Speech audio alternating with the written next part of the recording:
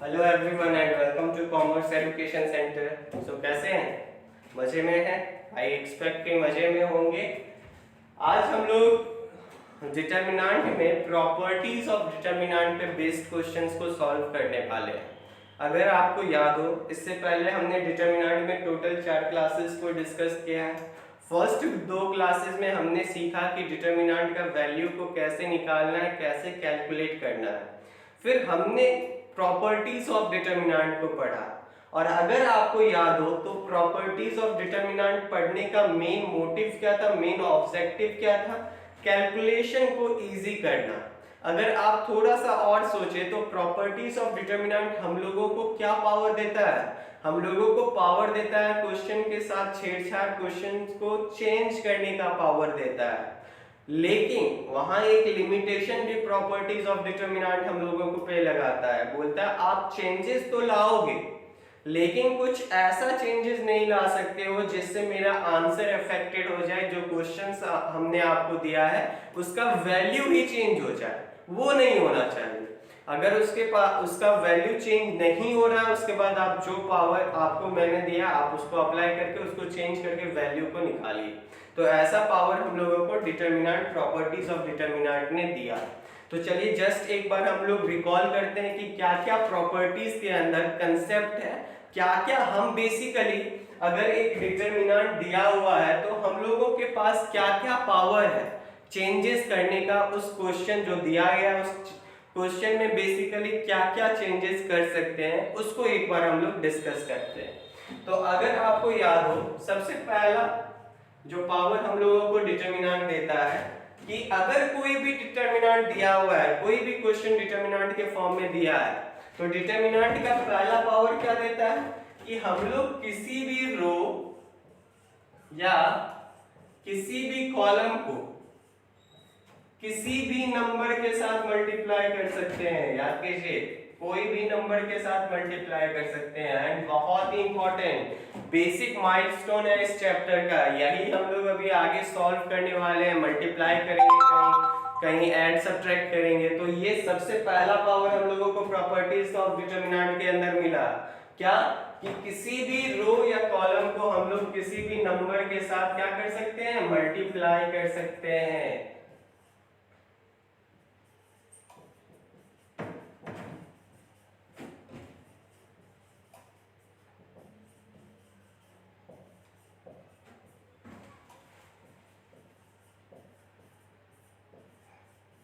Clear है? लेकिन मैंने आपको बताया था, याद कीजिए, जब भी हम लोग किसी भी रो या कॉलम को किसी नंबर के साथ मल्टीप्लाई करते हैं तो डिटर्मिनेंट का वैल्यू भी उतना टाइम्स बढ़ जाता है। और हमने क्या पढ़ा प्रॉपर्टीज के अंदर कि वैल्यू में चेंजेस नहीं आना चाहिए। तो इसलिए हम लोग क्या करेंगे, जब भी मल्टीप्लाई करेंगे तो तुरंत उस वैल्यू को डिवाइड कर देंगे। फॉर एग्जांपल समझते हैं, कोई एक डिटर्मिनेंट है 1 2 3 4 5 6 7 8 9। हम मेरे को मजा नहीं आ रहा है तो हमने क्या किया कि R1 को, क्योंकि प्रॉपर्टीज के अंदर तो हम लोगों को पावर मिला है कि किसी रो या कॉलम को मल्टीप्लाई कर सकते हैं, तो हमने क्या किया कि R1 को 3 के साथ मल्टीप्लाई कर दिया। 3R1 मतलब अब एक नया डिटर्मिनेंट तैयार होगा डेल डैश, जिसमें रो 1 के एलिमेंट क्या होंगे 3R1। तो 3R1 3 into R1 मतलब R1 के सारे एलिमेंट 3 के साथ मल्टीप्लाई होंगे। तो 3 into 1 3, 3 into 2 6, 3 into 3 9, 4 5 6 7 8 9। तो ये हमने तैयार किया है। लेकिन जानने योग्य बात क्या है, हमने मल्टीप्लाई तो किया, पावर हम लोगों को मिला था, लेकिन अगर आप कैलकुलेट करेंगे तो इसको हम लोग डेल मान लेते हैं। तो इसका जो भी वैल्यू होगा उससे 3 टाइम्स इसका वैल्यू होगा। मतलब हम लोग ऐसा लिख सकते हैं कि del dash will be 3 times of delta. इसका मतलब क्या हो गया कि वैल्यू जो, क्योंकि हम लोगों को तो ओरिजिनल वैल्यू चाहिए ना, चेंजेस तो हमने किया, चेंजेस करके डेल डैश बना लिया, लेकिन यहां से क्या हो रहा है, डेल हम लोगों को चाहिए, लेकिन आ रहा है क्या वैल्यू, ओवरऑल वैल्यू क्या आ रहा है 3 डेल। तो हम लोगों को क्या करने की आवश्यकता है, 1/3 से डिवाइड कर मल्टीप्लाई करने की आवश्यकता है, जिससे 3 कैंसिल होके डेल डैश जो चेंजेस हमने मल्टीप्लाई करने के बाद किया है वो वैल्यू क्या हो, डेल के बराबर ही हो। सिंपल सा बात क्या है कि आप जब भी मल्टीप्लाई करेंगे उतना टाइम्स वैल्यू बढ़ जाता है, तो ये आपको माइंड में तुरंत स्ट्राइक करना चाहिए मल्टीप्लाई करने के समय कि 1/3 से हमको डिवाइड भी करना है। क्यों डिवाइड करना है? ताकि ओरिजिनल वैल्यू 3 टाइम्स चेंज ना हो, क्योंकि हम लोगों को तो ओरिजिनल वैल्यू चाहिए, 3 टाइम्स ऑफ ओरिजिनल वैल्यू तो चाहिए नहीं, तो इसलिए हम तुरंत क्या करेंगे 1/3 से डिवाइड भी करेंगे। तो ये था पहला कंसेप्ट एंड आई होप आप समझ पाए होंगे। अब नेक्स्ट पे मूव करते हैं और नेक्स्ट कंसेप्ट को समझते हैं। ये मैं आपको जानबूझ के ये लिखवाता हूँ, अगर आप देखो तो लास्ट 3 क्लास में, हालांकि आज कोई बताने का तुक नहीं था, बट मैं कोशिश करता हूँ कि आप जितनी बार यहीं पे रिकॉल करोगे चीजों को उतना आपके माइंड में सेटअप होते जाएगा और आपको अच्छा फील होगा। तो ये हमारा फर्स्ट पावर था प्रॉपर्टीज के अंदर जो हमारे को मिला था। अब सेकेंड पावर देखते हैं क्या हम लोगों को प्रॉपर्टीज प्रोवाइड करता है। सेकेंड पावर क्या है कि अगर कोई भी एक डिटरमिनेंट है तो उसको उसके कोई भी 2 रो को ऐड कर सकते हैं, कोई भी 2 कॉलम को ऐड कर सकते हैं, कोई भी 2 रो को सब्ट्रैक्ट कर सकते हैं। ऐसा पावर हम लोगों को मिला हुआ है कि हम लोग किसी भी 2 रो या फिर 2 कॉलम को आपस में ऐड या सब्ट्रैक्ट कर सकते हैं। मल्टीप्लाई या डिवाइड हमने नहीं लिखा है तो ध्यान से देखना है।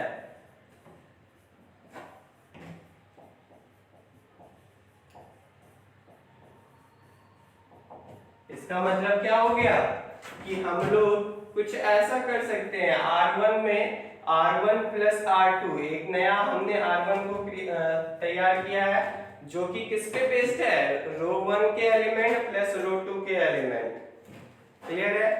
इसी तरह हम और क्या कर सकते हैं,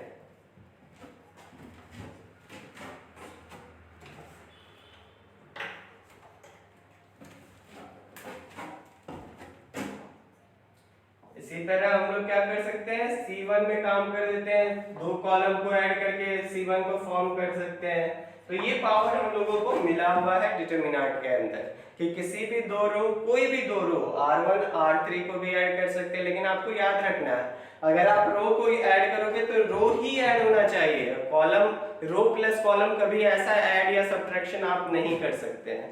क्लियर है? तो ये सेकेंड पावर था। थर्ड पावर जो मेन हम लोगों को याद रखना था वो क्या था कि जब कभी भी 2 रो या 2 कॉलम सेम हो जाए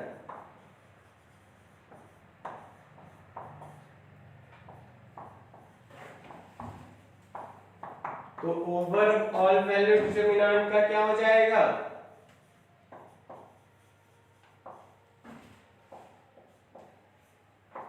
जीरो हो जाएगा। और मैंने ये आपको प्रूफ भी करके बताया था कि कैसे जीरो होता है। चलिए आगे समझते हैं। नेक्स्ट हमने क्या इंपॉर्टेंट पढ़ा था कि अगर रो को इंटरचेंज कर सकते हैं, मींस हम R1 के जगह पे R3 को लिख दिए और R3 के जगह पे R1 को लिख सकते हैं, लेकिन आंसर उससे क्या होगा, माइनस का फर्क पड़ जाएगा।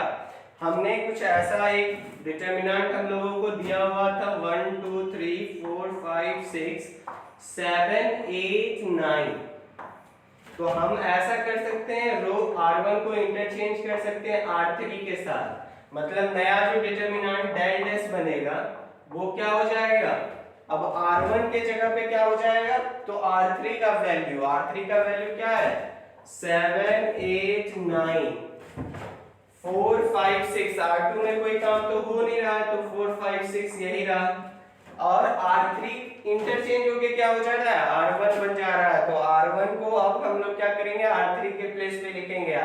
R1 का एलिमेंट क्या है, ध्यान से देखिए 1 2 3, तो R3 का एलिमेंट क्या हो जाएगा 1 2 3।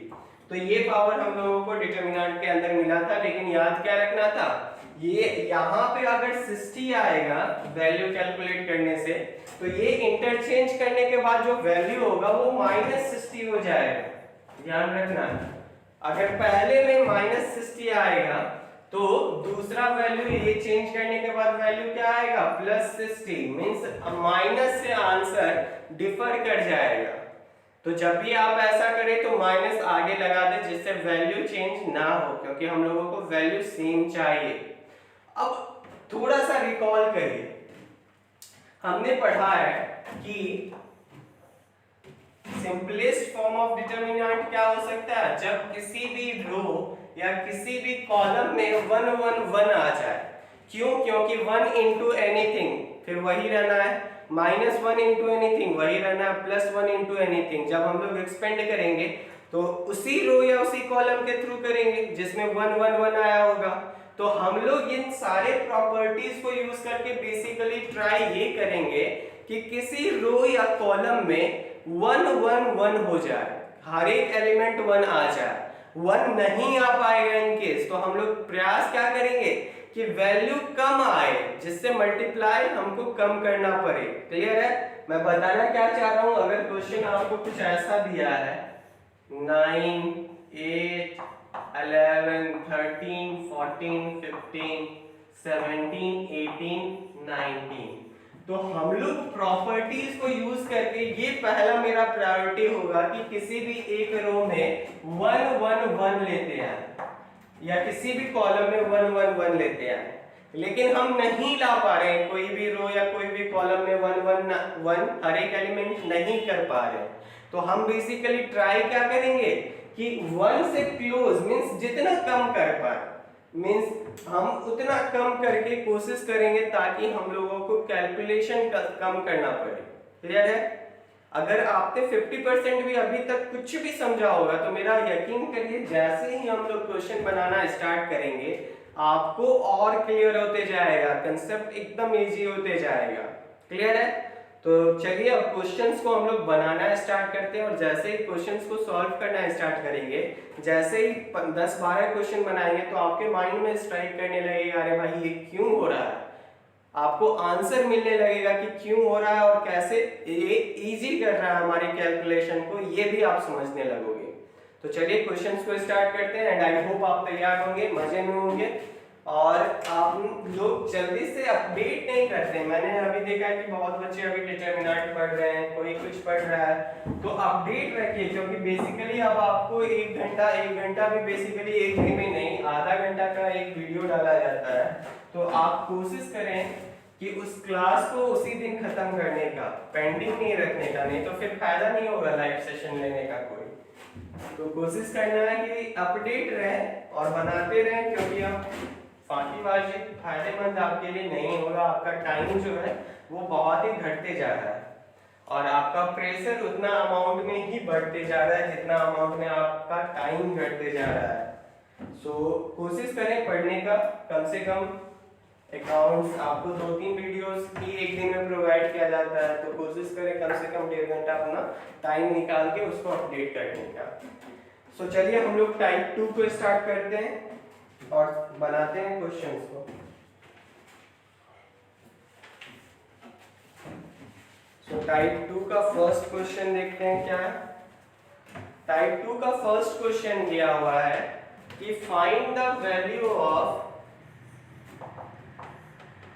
1 1 1 a square b square c square a cube d cube c cube, इसका हम लोगों को वैल्यू निकालने बोल रहा है।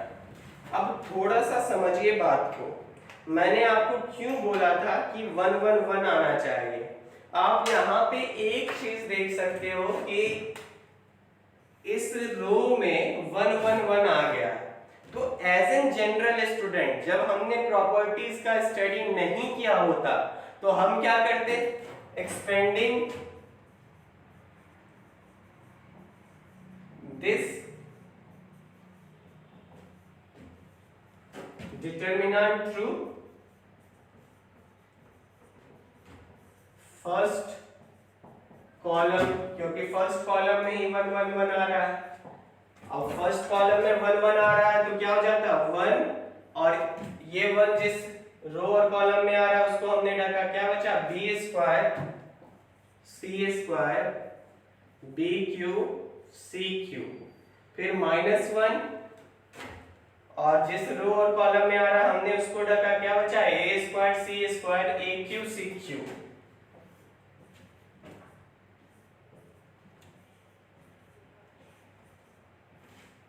+1, फिर ये 1 जिस रो और कॉलम में आ रहा है हमने ढका, क्या बचा ए स्क्वायर बी स्क्वायर ए क्यू सी बी क्यू। लेकिन हम ऐसा तब करते जब हमने प्रॉपर्टीज को स्टडी नहीं किया होता, लेकिन हम रैशनल ह्यूमन है। रैशनल ह्यूमन बोलने का मतलब क्या, जब भी कुछ भी करना चाहते हैं तो उसमें अपना मैक्सिमम फायदा देखना चाहते हैं। तो हमने प्रॉपर्टीज को तो बेकार स्टडी नहीं किया, 2 घंटा बर्बाद करके हम तो ये नहीं बोलेंगे भाई साहब उसका यूज ही नहीं करेंगे। तो अब देखिए कैसे प्रॉपर्टीज आपके सवाल को और भी इजी बनाता है। तो आपने जैसे ही देखा 1 1 1 आ गया, अब हम लोगों को याद करिए कौन सा प्रॉपर्टीज को यूज कर सकते हैं। अब हम लोग एक प्रॉपर्टीज हमने पढ़ा था कि किसी भी 2 रो या 2 कॉलम को हम लोग आपस में ऐड कर सकते हैं या सब्ट्रैक्ट कर सकते हैं। तो अब आप सोचिए खुद से कि आप क्या करेंगे, ऐड करेंगे या सब्ट्रैक्ट करेंगे। तो आप देखोगे ध्यान से, अगर R1 को और R2, क्योंकि 1 R1 में आ रहा है और R2 और R3 में आ रहा है, रो में 1 आ रहा है, मींस आप ध्यान से देखो, अगर हम लोग कॉलम को आपस में ऐड करेंगे या सब्ट्रैक्ट करेंगे तो क्या हो जाएगा 1 minus a square 1 minus b square 1 minus C square, तो कोई फायदा नहीं होगा। तो मतलब ये बात है कि हमको करना क्या होगा, रो को आपस में ऐड या सब्ट्रैक्ट करना होगा। अब क्या करेंगे, सब्ट्रैक्ट करेंगे या ऐड करेंगे, तो खुद सोचिए। अगर हम ऐड कर दे तो ये क्या हो जाएगा, रो 1 में काम करे और कुछ ऐसा काम करे R1 प्लस R2, तो ये क्या हो जाएगा, R1 की जगह अब क्या आ जाएगा, दोनों का सम आ जाएगा। तो ये क्या होगा 1 प्लस 1 2 ए स्क्वायर प्लस बी स्क्वायर ए क्यू प्लस बी क्यू।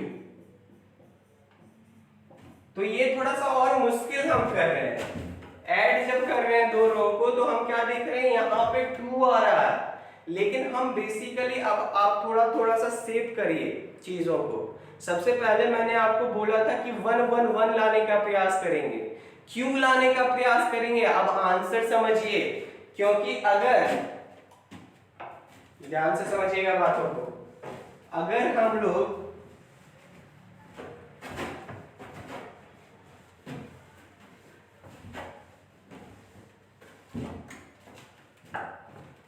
रो 1 में काम करें और कैसा काम करें, R1 माइनस R2 कर दे, तो नया जो डिटरमिनेंट बनेगा उसका रो 1 का एलिमेंट क्या होगा, तो 1 माइनस 1 जैसे काम कर रहे हो उसको हर एक स्टेप को लिखना है। तो 1 माइनस 1 कॉरस्पॉन्डिंग एलिमेंट को आपको घटा देना है। कॉरस्पॉन्डिंग एलिमेंट बोलने का मतलब क्या, R1 का पहला एलिमेंट माइनस R2 का पहला एलिमेंट, R1 का दूसरा एलिमेंट माइनस R3 का दूसरा एलिमेंट। तो एकदम आपको ऐसे वर्क करना है, जो ऑपरेशन यहाँ दिया गया वो एकदम करना है और बाकी कोई डिटरमिनेंट में, इस डिटरमिनेंट में छेड़छाड़ नहीं करना है। तो ध्यान से देखिए, पहला स्टेप हमने क्या किया 1 माइनस 1, ये क्या हो जाएगा a square minus b square, और ये एलिमेंट क्या बनेगा R1 का a cube minus b cube. 1 minus 1 b square minus C square b Q minus C cube. ये तो अभी इसको मत करिए, ये मैंने एक स्टेप और आगे कर दिया। अभी सिर्फ मैंने यहाँ पे एक प्रोसेसिंग किया। प्रोसेसिंग क्या किया, काम यहाँ पे आपको बेसिकली यहाँ पे देखना है, यहाँ पे क्या काम हम लोगों ने क्या छेड़छाड़, मतलब क्या ऑपरेशन हम कर रहे हैं। तो हमने सिर्फ R1 लिखा है, तो सिर्फ आपको R1 में छेड़छाड़ करना है, बाकी जो डिटरमिनेंट है उसको एज इट इज लिख देना है।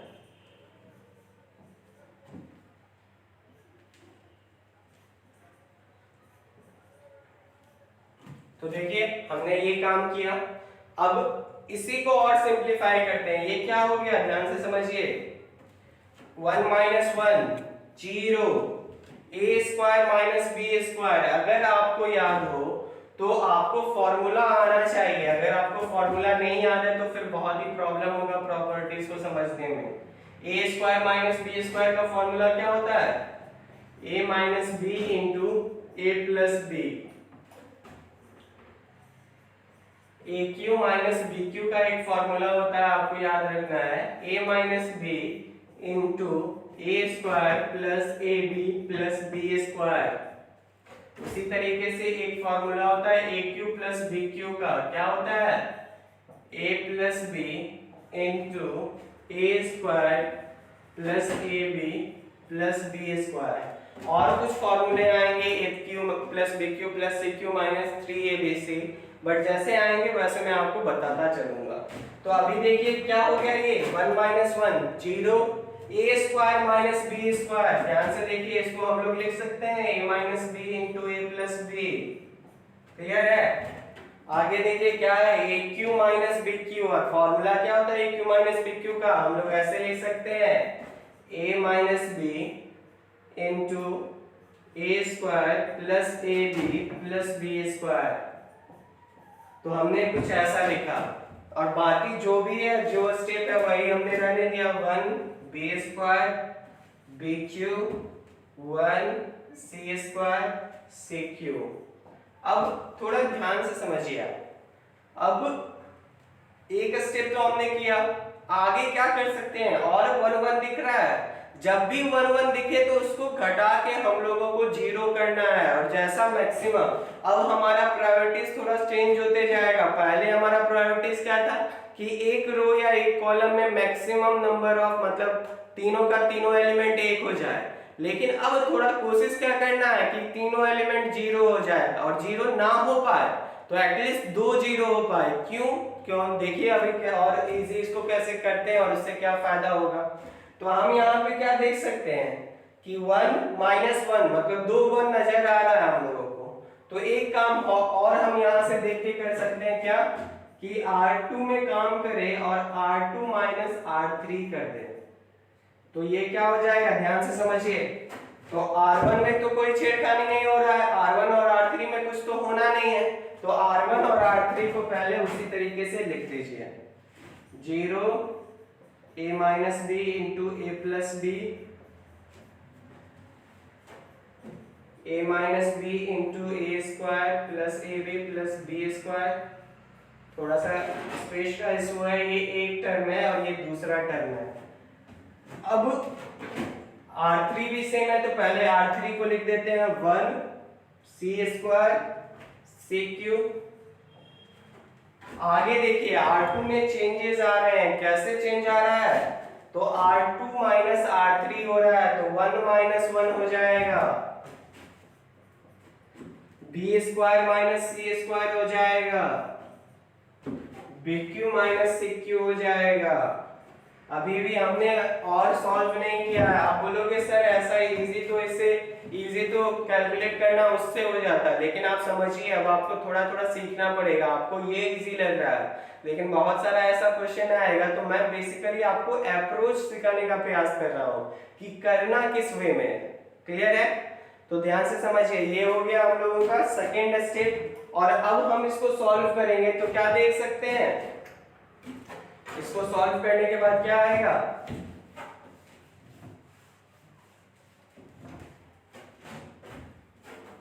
Zero a minus B into A plus B,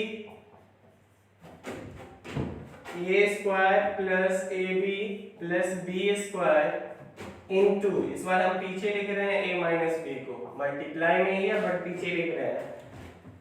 अब R2 क्या होगा सॉल्व होके, 1 माइनस 1 0, बी स्क्वायर माइनस सी स्क्वायर क्या हो जाएगा, B minus C into B plus C, B Q minus सी क्यू क्या हो जाएगा, B minus C into B square plus C square plus B C.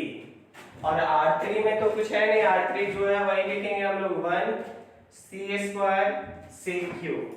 अब थोड़ा सा आप देखिए ध्यान से, क्या R1 में हम लोग a माइनस बी को कॉमन ले सकते हैं या नहीं ले सकते हैं? ध्यान से देखिए, 0 इंटू ए माइनस बी, 0 ही रहेगा, मतलब यहां भी indirectly a minus B into 0 ले सकते हैं। और इसका मतलब क्या होगा, इस पूरे टर्म से R1 से a माइनस बी को हम लोग कॉमन ले सकते हैं, क्योंकि यहां भी a माइनस बी आ रहा है, यहां भी a माइनस बी आ रहा है और यहां भी a माइनस बी आ रहा है।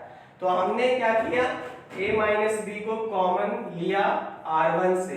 तो ध्यान से समझिए, R1 में क्या बच जाएगा, 0 a plus b a square plus A B plus B square. ध्यान से देखिए, क्या हम R2 से कुछ कॉमन ले सकते हैं? तो ध्यान से देखिए, b माइनस सी और यहाँ पे 0 है, मतलब इन तीनों से भी हम लोग b माइनस सी कॉमन ले सकते हैं।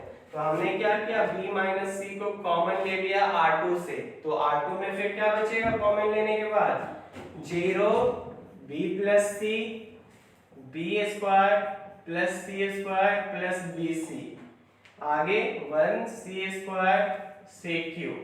अब इसको सॉल्व करेंगे, अब ध्यान से समझिए थोड़ा सा,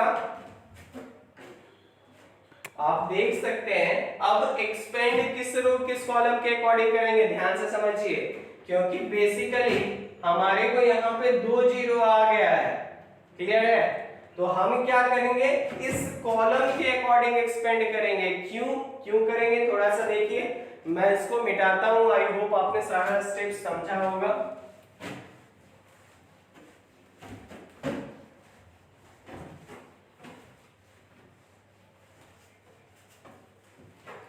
अब क्यों इस कॉलम के अकॉर्डिंग एक्सपेंड कर रहे हैं, ध्यान से समझिए।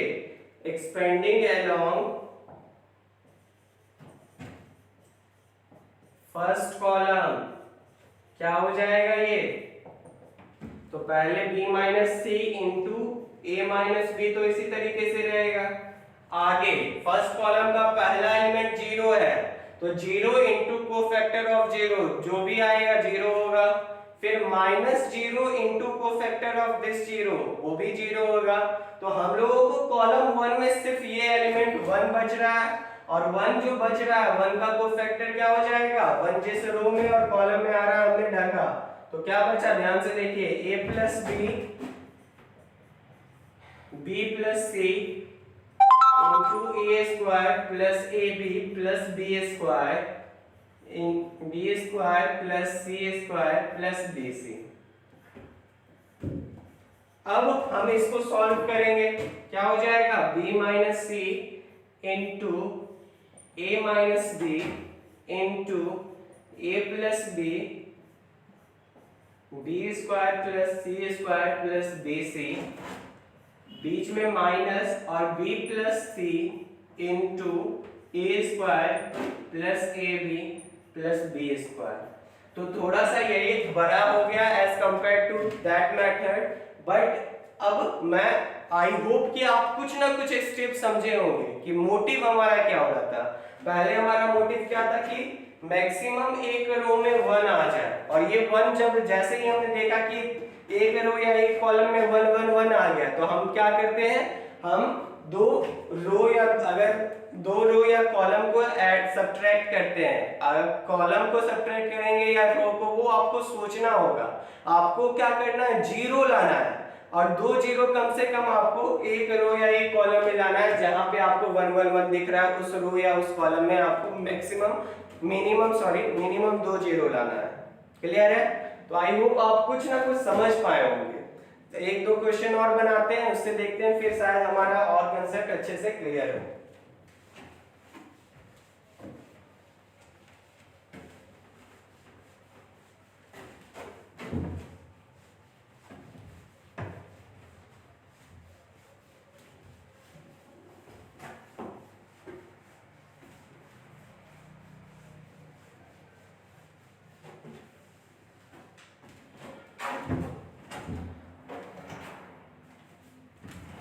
क्वेश्चन नंबर 2 देखते हैं। क्वेश्चन नंबर 2 क्या है, 1 1 1 a b c a square b square c²। और ये क्वेश्चन में जैक बोर्ड में 2016 में पूछा गया है, जैक 2016 में। ध्यान से देखिए, इस बार हम क्या देख रहे हैं, एक रो में आ रहा है, तो हम जो सब्ट्रैक्ट करेंगे वो किसको करेंगे, तो कॉलम को सब्ट्रैक्ट करेंगे। हम लोग क्या करेंगे, तो देखिए यहां से ये कह सकते हैं कि C1 - C2 कर देंगे पहला काम। तो जैसे ही C1 - C2 करेंगे क्या हो जाएगा, तो C1 का एलिमेंट ध्यान से देखिए क्या होगा, 1 - 1 0 a है, और C2 का एलिमेंट b है, माइनस बीच में आएगा तो a - b। C1 का एलिमेंट a² है, C2 का एलिमेंट b² है, माइनस आपस में होगा क्या हो जाएगा, a² - b²। और C2 C3 में काम आप एक स्टेप में एक ही काम करिएगा, उससे आपको इजी होगा, ठीक है ना। बाद में जब आप मास्टर हो जाए तब करेंगे काम एक से ज्यादा स्टेप में, लेकिन अभी आप एक ही स्टेप लिखें और उसी को काम करें, उसी में ऑपरेशन करें। तो पहला स्टेप हमारा क्या हो गया, 0 a - b, a का a² - b²। बाकी C2 और C3 को हमने एज इट इज लिख दिया। अब मैंने आपको बोला फिर 1 1 आपको दिख रहा है, फिर आप 0 करो। अब क्या करेंगे हम लोग, अब C2 में काम करते हैं, और कैसा काम करेंगे, फिर से C2 - C3। तो इससे क्या हो जाएगा, ध्यान से देखिए, 0 a - b, a² - b²। अब ध्यान से देखना है, C2 में काम हो रहा है, तो C2 में क्या हो जाएगा, C2 का एलिमेंट माइनस C3 का element, 1 - 1 0, b - c, b² - c²। और C3 जैसा है वैसा ही हम लिख देंगे। तो अब हम देखेंगे कि भाई साहब एक रो में 2 0 आ जा रहा है, तो मेरा काम इनडायरेक्टली बन गया है। लेकिन आप फिर भी देखिए, थोड़ा सा फर्स्ट रो को ऑब्जर्व करिए, जैसे ही 0 दिखे उस रो को आप ऑब्जर्व करें। यहाँ a - b है, 0 × a - b, मतलब यहाँ भी हम लिख सकते हैं 0 × a - b, इनडायरेक्टली अभी बोल सकते हैं कि यहाँ भी a - b है। लेकिन क्या यहाँ a - b है या नहीं, तो यहाँ पे आप बोलोगे हाँ सर यहाँ भी है, तो हम लोग यहाँ से a - b को कॉमन ले सकते हैं। तो यही आपको धीरे धीरे समझना होगा, कैसे इजी करना ये आप पे है। डिटरमिनेंट का कोई बेसिक फंडा नहीं है कि ये करेंगे तो इजी हो जाएगा। आप क्या ऑपरेशन कर रहे हैं, आप क्या दिमाग लगा रहे हो, उससे इजी होगा। आपके अकॉर्डिंग कुछ और इजी हो सकता है, मेरे अकॉर्डिंग कुछ और इजी हो। आपके अकॉर्डिंग बोलेगा मेरे लिए यही इजी है सर, आप यहीं पे कैलकुलेट कर देंगे फर्स्ट रो के थ्रू।